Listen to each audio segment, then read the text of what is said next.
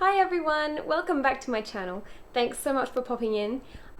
Today I have a cooking video for you. My top 3 on-the-go breakfasts. These are all easy to eat on the go and healthy and filling. The reason I'm filming at home today is that I've had a cold recently and I've not been able to go out.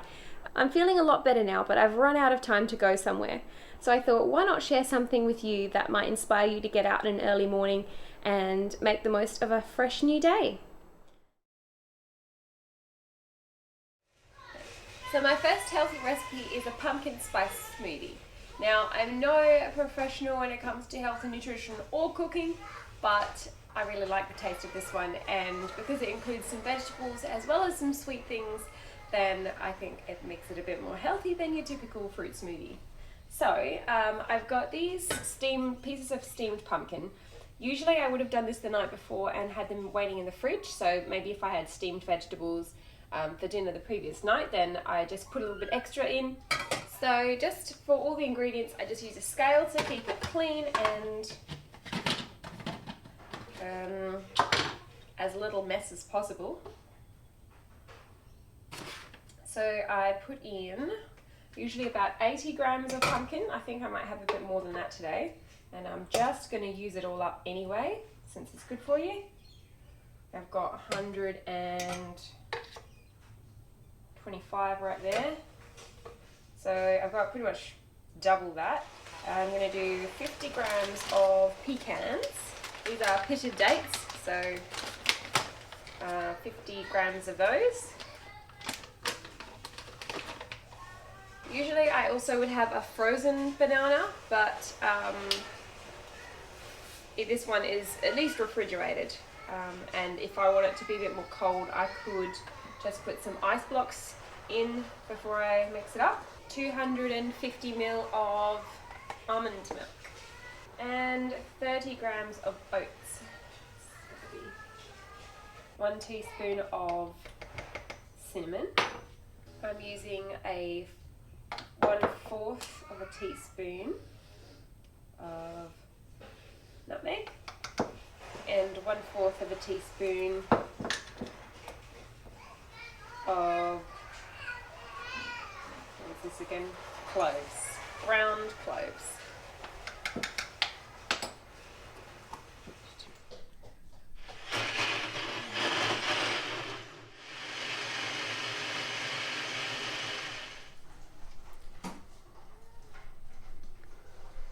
So I've just replaced the blades with this travel style lid, and this will be my breakfast for today. For this recipe, you need to start by preheating your oven to 150 degrees Celsius, boiling some water and lining a baking tray with baking paper. First we need 1.5 cups of rolled or quick cook oats.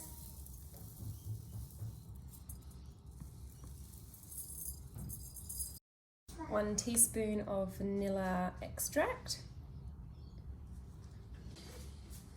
4 tablespoons of maple syrup, 1/4 cup desiccated coconut, and I've just melted some coconut oil in the microwave for 30 seconds, and hopefully that's about 1/4 cup. Yeah, I'll just pour the rest in, it's just a few drips.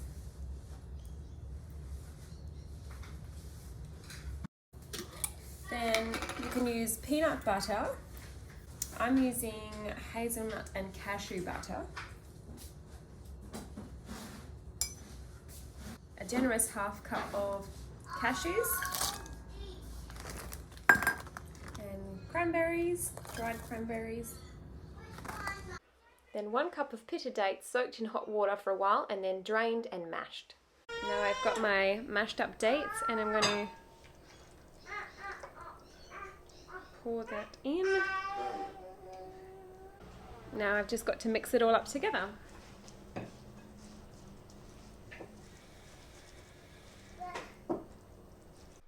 Then press the mixture firmly into a baking tray.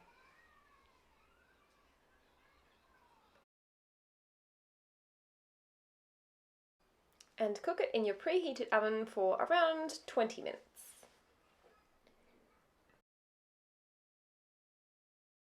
And there we have it. Delicious muesli slice. There's one thing left to do though,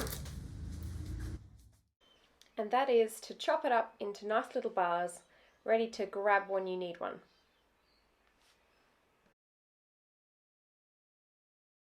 For best results, pop it in the fridge for maybe an hour or two, and then your bars will be a little bit more firm and will hold together better when you pick them up.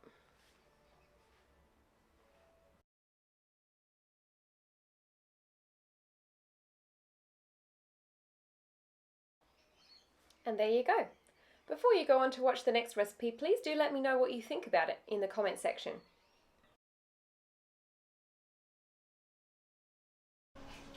I know this is a pretty simple recipe and it's probably not new to many of you, but you might not have thought of it as an on-the-go breakfast. I believe it's more commonly regarded as a kid's breakfast. But in case you've never made this recipe before, or you just want some tips on how to turn it into a bit more of an on-the-go recipe, then keep watching and hopefully this will be helpful for you. I'm using 2 different sizes of cookie cutter to make a hole in the bread. I'm using the smaller ring first, and then afterwards I'll use the larger size when I'm cooking in the pan. You'll want to put your pan on the stove with a low heat setting, and then put your pieces of bread down, buttered side down, into the pan. I'm using non-stick because that works a lot better for me. And this is where I use the cookie cutter to hold down the center of the bread and to prevent the egg from going under the bread and lifting it up off the pan. I'm adding some grated cheese to mine, but do be aware that this can make it a bit more tricky to eat on the go, so you might want to skip this step. I'm just covering the pan with a lid to prevent the bottom from burning while I'm waiting for the rest of the egg to cook. While that's cooking, I'm just using some wax paper and folding over a corner, and then just leaving it ready to wrap my toast.